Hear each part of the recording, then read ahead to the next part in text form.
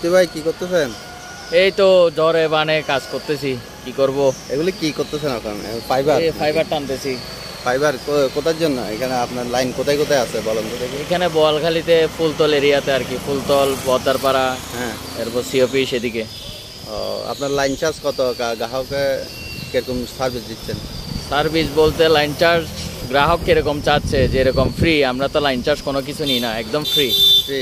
শুধু যে মাসে লাইন নিব ওই মাসের একটু অগ্রিম দিয়ে দিবেন টাকা। আচ্ছা, কেউ লাইন নিতে চাইলে আপনার নম্বরটা বলে দেন। 01731565181।